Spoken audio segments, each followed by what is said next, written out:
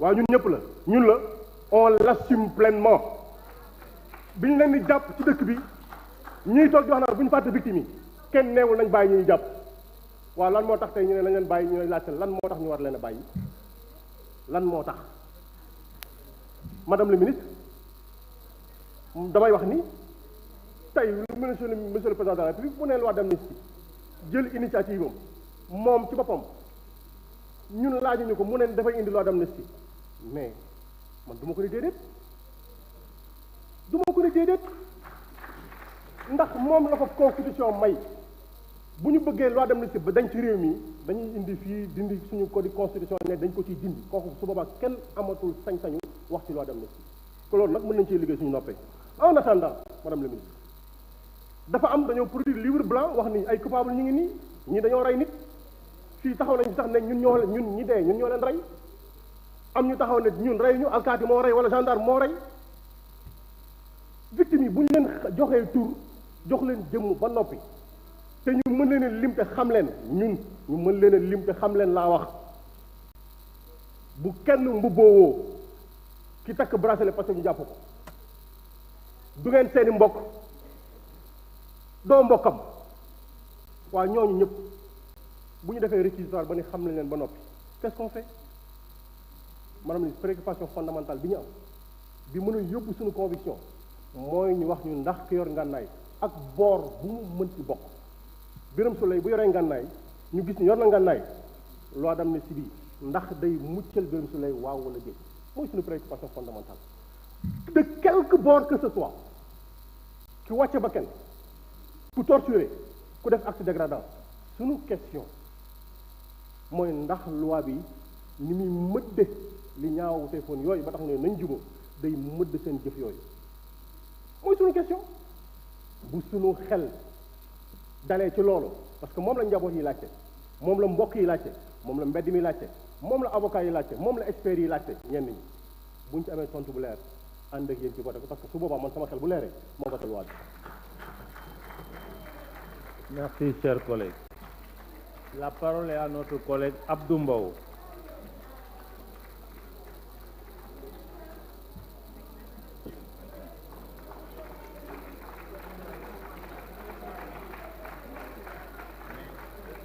Merci, Monsieur le Président, Madame le ministre, Monsieur les ministres, Madame, Monsieur les collaborateurs des ministres, mes chers collègues. Monsieur le Président, l'amnistie est une modalité de régulation sociale et politique par la concertation, le dialogue pour la formulation d'une décision collective. À l'origine, elle signifie oubli. C'est un acte public solennel et collectif par lequel les fautes d'une période sont pardonnées au nom des intérêts supérieurs de la nation avide de cohésion. C'est une pratique connue de toutes les sociétés du monde et de tous les types de régimes depuis l'Antiquité, je l'ai dit en commission. Et je rappelle que c'est en 405 avant Jésus-Christ qu'on a vu le premier décret de l'amnistie à Athènes.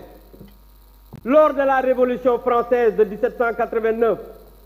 une loi d'amnistie avait absous les révolutionnaires et les contre-révolutionnaires. Au lendemain de la Deuxième Guerre mondiale, les nazis en Allemagne ont été amnistiés. Quelqu'un me disait que oui, ils n'ont pas été jugés. Je l'ai rappelé en me disant qu'il a parlé du tribunal de Nuremberg. C'est après qu'on a amnistié les nazis, oui. Mais après la révolution de 1789, c'est en plein procès qu'on a voté une loi d'amnistie. Et interroger les lois d'amnistie qui ont été votées ici au Sénégal. Qu'est-ce qui est plus dangereux d'être un séparatiste, n'est que rebelle? Et pourtant, on a voté une loi d'amnistie ici. Où étiez-vous? Vous savez, c'est pour vous dire que pour avancer, les nations ont besoin de pardonner pour se réconcilier avec elles-mêmes. Et c'est dans cette indispensable trajectoire historique que se situe la grande et salutaire décision de Monsieur le Président de la République, son Excellence Macky Sall. sama gaay waa ex-Pastef ñëpp xam nañ ne duñ samay xarit faraluma leen bugguma ngeen gañe dara ci réew mi mais aujourd'hui il faut que ñu waxante dëgg dëgg gi xam nga mooy lan tout à l'heure quelqu'un l'a dit tey dégg naa victimes yi dégg naa les familles dégg naa ñi nga xam ne rey nañ leen mu am ay avocats yu bari ñoo xam ne nag seeni avocat leen tey ji yu bees tàq bees pul yi ñu dajee ci paquet mais jamais musuma leen gis ñu taxaw fii ne ki ñu rey ki dem kaso wala yóbbul nañ ko añ wala yóbbul nañ ko reer ñun musuñu koo wax parce que amuñu ci et on l'assume.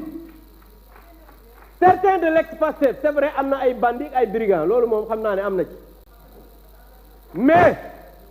aujourd'hui il faut qu'on se dise la vérité c'est quoi suñu waxantee dëgg mooy ñii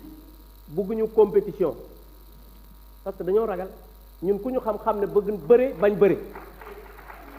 lii bañ mooy Ousmane Sonko bokk élection lii bañ mooy Karim bokk élection parce que xam nañ ne ñooñu bu ñu bokkee élection 2% sax duñ ko am xam nga wax ji lan la affaire bu doo affaire élection on est dans un pays qui a besoin du pardon. Le président de la République son excellence Macky Sall a dit que man li ma soxal ci réew mi mooy defuma un 3e mandat yokkuma sama mandat. J'ai réalisé énormément de choses dans ce pays. J'ai travaillé à ce que les Sénégalais mën a nekk benn fexe naa këri diine yi nga xam ne ñoo nekk ci réew mi fu ci nekk ñu am foo xam ne dinañ fa jaamoo yàlla ci wàllu jàngu mi ak ñi nga xam ne ay kilifa diine lañ li ma soxla nag mooy réew mu dal réew moo xam ne nit ñi dañoo dajaloo réew moo xam ne dañoo réconcilier wu ba nga xamante ni su ma demee Sénégal dinaa ko bàyyi ci dal ba ki nga xam ne moom mooy ñëw madame le ministre l'avait dit parce que monsieur le président mooy góor googu nga xam ne ku ko yëngal du bouger donc je pense que li mu soxla mooy kii ñëw ak ku mu mënti doon na doon koo xamante ni dina fekk réew mu dal réew moo xam ne dañoo dajaloo nekk benn pour que Sénégal mën a jëm ci kanam réalisation yi mu fi na def mën a dem ci kanam. Je vous remercie. Merci, chers collègues. La liste des orateurs est épuisée. Madame le garde des Sceaux, ministre de la Justice, vous avez la parole.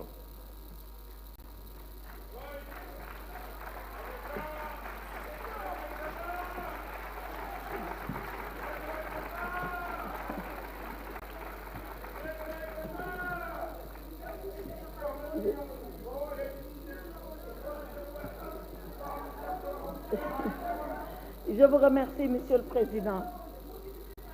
Monsieur le Président de l'Assemblée nationale, j'ai l'honneur, au nom du gouvernement de la République, de demander à la représentation nationale le vote de la présente loi d'amnistie générale. Monsieur le Président, en cet instant dont chacun d'entre nous mesure la gravité et la solennité, chacun d'entre nous ici dans cette salle, comme tous les autres